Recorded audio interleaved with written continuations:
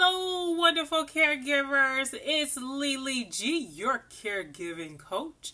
Welcome back to my channel, where we talk about everything from caregiving tips to self-care strategies, all designed to help you thrive while taking care of others. If you're new here, don't forget to hit the subscribe button and ring the bell so you never miss a video. Question: does the ideal of getting more done without burnout sounds like a dream? What if I told you the secret lies in how you delegate? Curious? Stick around because I'm about to show you how to master the art of delegation with a simple method that could change your life.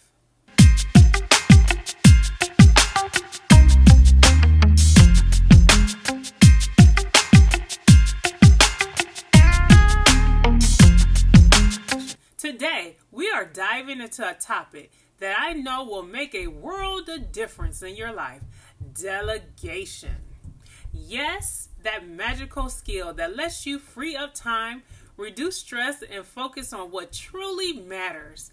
And the best part, I'm going to introduce to you a method that makes delegation as easy as pie.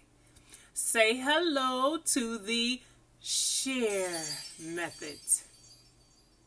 First, let's talk about why delegation is so important, especially for caregivers like us. Whether you're juggling work, family, and the responsibility of caring for a loved one, or you're a professional caregiver like myself, managing multiple clients, delegation can be your secret weapon. Now, I get it. The thought of delegation can be daunting. Maybe you're worried that no one can do it as well as you can. Nobody can do it as well as I can. Nobody can do it as well as I can. Ooh, okay. Woo. Or perhaps you feel guilty about asking others to pitch in. These feelings are totally normal. But trust me, learning to delegate is key to maintaining your sanity and giving your best to those who need you the most. That's where the S.H.A.R.E method comes in. This simple 5-step approach will help you delegate with confidence and ease. Ready to learn how to share the way to a balanced life? Let's break it down. Step 1 is simplify. Before you even think about delegating, take a look at your tasks. What can be broken down into smaller, more manageable pieces? Simplifying makes it easier to assign parts of the task to others, and it also makes the task less overwhelming for them. Listen. Don't complicate this.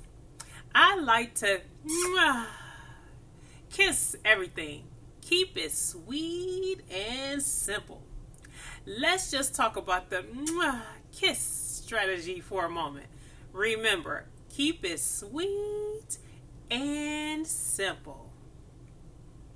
It's about making sure your communication is clear, concise, and to the point, without overcomplicating things. When you are stressed and overloaded, it's easy to feel like you need to give a long explanation or manage every little detail. But by keeping your instructions sweet and simple, you can delegate with confidence and reduce overwhelm for both you and the person taking over the task. Here's why the strategy works so well. It gives clarity. When instructions are straightforward, there's less room for confusion. It ensures that the person you're delegating to understands exactly what needs to be done without needing constant back and forth or follow-up questions. And you will save time. Less explanation equals more time. Duh. You don't have to spend hours explaining every little detail. If you do, the person taking on the task would just feel overwhelmed by too much information. Ain't nobody got time for that. It builds trust. When you trust others to handle things with a simple handoff, you encourage them to use their creativity to accomplish what is needed. This builds confidence on both sides. The person doing the task feels competent, and you can let go knowing they have got it covered. And you know what? It leads to stress reduction. Overcomplicating tasks leads to more stress for everyone involved. Keeping it simple removes that extra pressure and makes the process much smoother, freeing up mental space for you to focus on what really matters.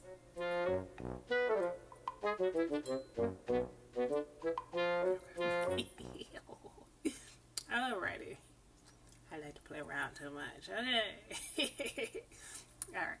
Anyway. The KISS strategy can be a game changer in simplifying your delegation process. So, when you're thinking about passing on a test, remember, keep it sweet and simple. Next, we have handoff.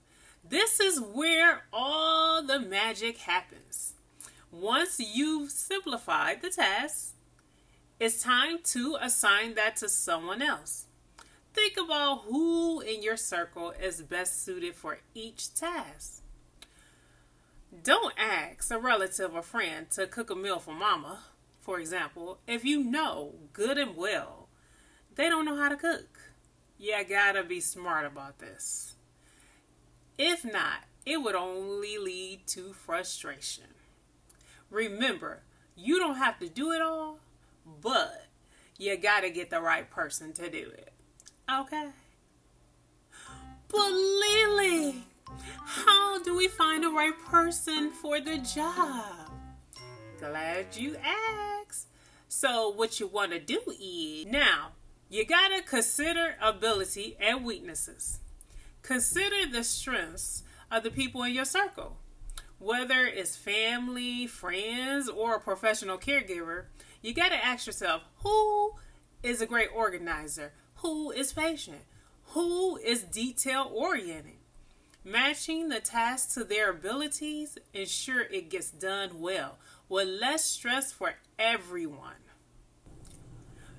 You gotta look for reliability. Choose someone who has a track record of reliability. Listen. If you know Pookie is unreliable, why would you ask them to do anything? I'm just saying. This is especially important for caregiving tasks, where consistency is key.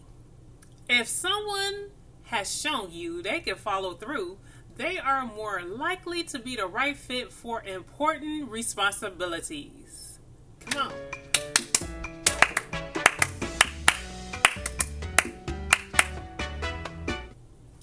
Okay. Woo! All right. Consider experience. Sometimes the best person for a task is someone who's done it before or who has relevant experience. If you're delegating medical care, for example, it might be best to hand off to someone with a background in healthcare or caregiving. You gotta factor in availability. It's crucial to pick someone who has the time and the bandwidth to take on the task.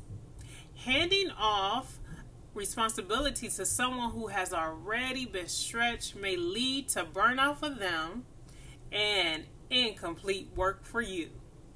Remember this. Remember this.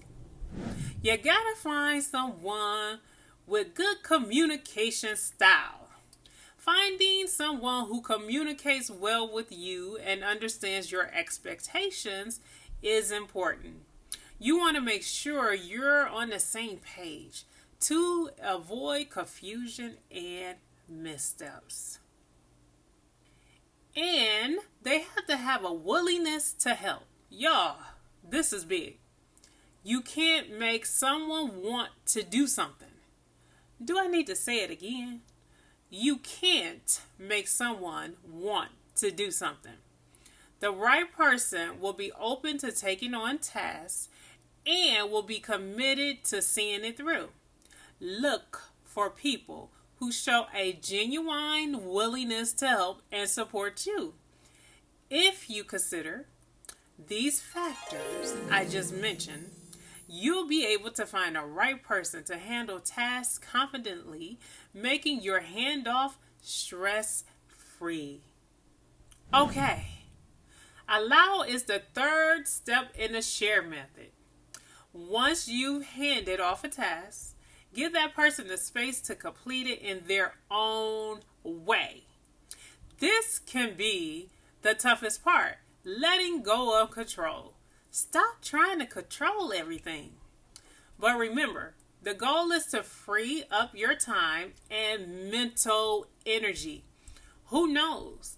The person may even do it better than you. Resist the urge to micromanage. Allow them to do it their way, even if it's not exactly how you would do it. The important thing is that it's getting done, and you're not the one doing it. Step 4 is review. Delegation isn't a set it and forget it process. It's important to check in on progress, offer feedback, and provide guidance if needed. This keeps things on track and helps the person you've delegated to feel supported. Let's say you've delegated bill management to a family member. Set a time to review how things are going. Are bills being paid on time? Is there anything they are unsure about? Regular check-ins can prevent small issues from becoming big problems.